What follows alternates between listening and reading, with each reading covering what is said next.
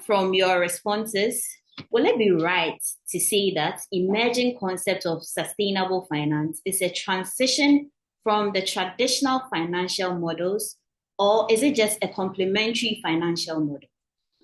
So Samantha can take it from here. Thank you. Thank you, Adwoa.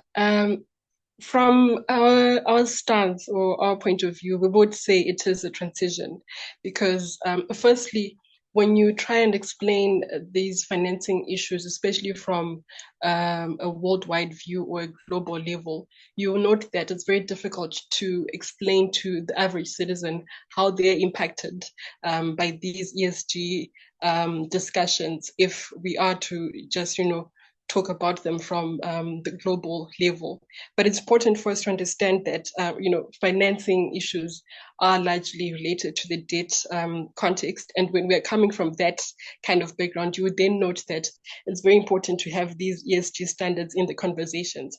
And what we have been noting is that there has been some sort of transition from that global level where, these creditors are now starting to understand that maybe there is need for us to give a holistic approach to these financial relations that we have at a governmental level. So, for example, I'll give you a very credible example of Zimbabwe, where Zimbabwe is currently undergoing its arrears clearance, debt relief, and restructuring process, just getting all its creditors into one room to discuss how they can get, arrears clearance, how they can get debt relief, and restructure some of its debt.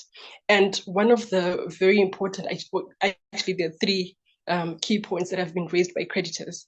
They are insisting on, economic reforms. They're insisting on governance reforms. They're insisting even on property rights.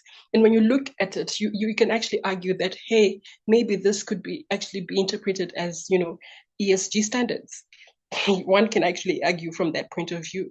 And so we could actually say it's a transition. However, it won't be easy to, totally transit from the traditional kind of finance models that we have had, because it's not everyone who's hoping on this bandwagon.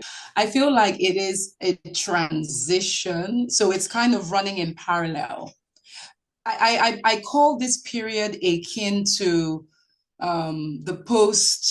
when we had the collapse of Enron and the accounting scandals, and all of a sudden compliance was the buzzword. So for me, I see sustainability as the new compliance, because I got into compliance shortly after, all that collapse happened. So it feels like a second wave, if you want to call it that. So I feel like, yes, it is a transition, and sustainability will become mainstream. For the time being, it's not mainstream. It's like one of it's like a nice to have. So ESG, not everybody understands it. Just like Samantha said, can your average person relate with ESG? Maybe if you break it down, yes, and you apply it to finance. So, sustainable financing should apply to everyone, simply because we want to create more stable markets, more stable economies, communities where there's more parity. The gulf between the rich and the poor is not so wide, etc. The people that have really great ideas can get funded and all, but we know that's not really the case. So this sustainable concept is really to try and close all these gaps, all the dysfunction in society. So I feel like maybe in the next 5 years, in a decade, it will become as mainstream as, say, compliance. Compliance is now mainstream. No one bats an eyelid when you talk about compliance, But ESG is a much, much, much deeper approach than just a tick box.